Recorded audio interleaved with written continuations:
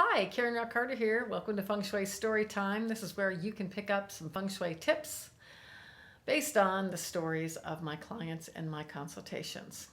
This story is about a mom who was kind of desperate for her overly active ADHD type boy. He had trouble sleeping in his bed. He was hyper, bouncing around, couldn't stay still and focus. I went to his bedroom.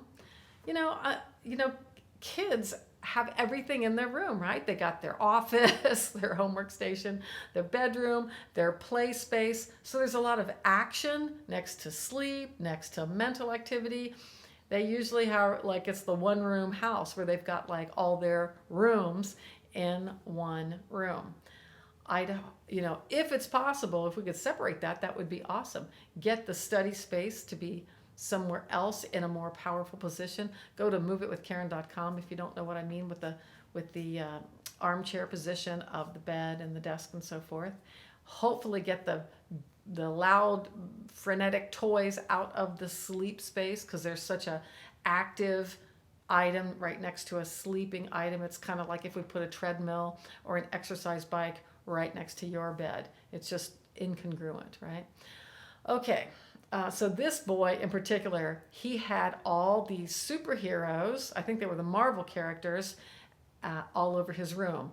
They had a full real life size vinyl thing on the wall. At the foot of his bed was the green arrow, like pointing, pointing right at him.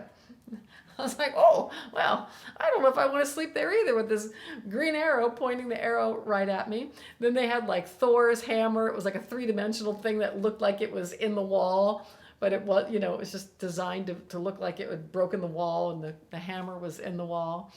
And so the whole room had this Marvel, action figure, action hero, all the characters all around.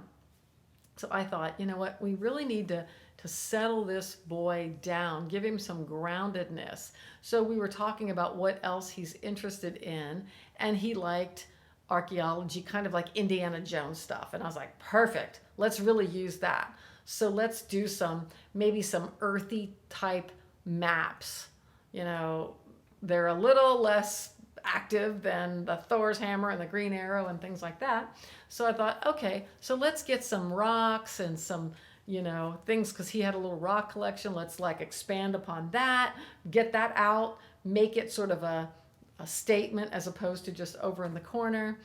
And we really turned his room from an action hero, picture the little boys that are sleeping with bulldozers and semis and backhoes and trucks and fire trucks all over them. I begged my niece not to do her son's room in the fireman red. That red is an excitable color. Don't put fire engine red in the room if the boy can't stop, can't settle down. We need more earthy tones and not firing them up a little bit, okay?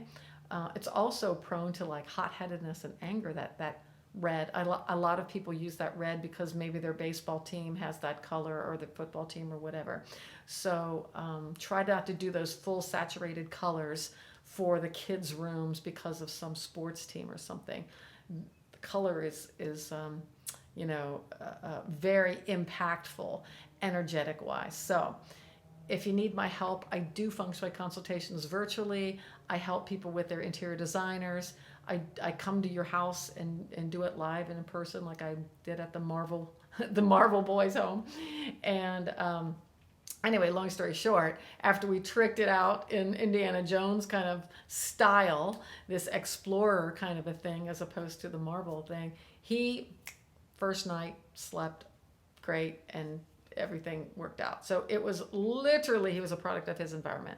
I had another client whose his father was a movie producer, and they had a lot of movie posters, and I think it was Jurassic Park or something like that. There was a big dinosaur right above his bed, and he was an older boy too. He was about 12 or 13, and he wanted to sleep in his parents' room.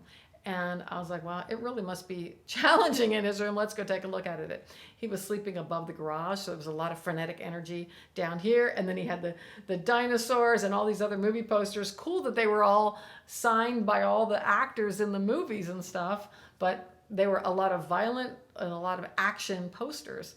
And it was just too much for him. So nothing is right or wrong. It just depends on how you are or they are reacting in the space, and do we need to make a change for them? And the parents were like, oh, I sure wish he would sleep in his own room. Yeah, it's time to make a change. Yet they didn't want to take the posters out. They're like, those posters are signed by everybody. I'm like, well, I'm thinking it's the posters. I'm thinking, so mirror face down, pushing the garage away. Let's take some of these wild action symbols away. So don't put your boys under the backhoes and the trucks and the fire trucks and have all the lights and spinning and wheels and bats and balls and all these moving objects, things that were meant to be on the move, if they're too overly active. We're about counterbalancing, not too much, not too little, just right. So maybe the Indiana Jones theme would be too still for one kid. It was just right for this kid. So I'm not saying the Indiana Jones theme is the end-all be-all for every kid. We've got to find what supports that particular child. Hope this story's been helpful. And if you need me, feel free to get a hold of me with my website down below.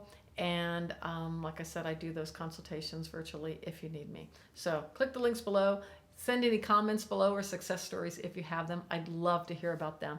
So I hope this helps your kids and you, because if your kids are happy, you're happy, right? So take care, and hope it's helpful.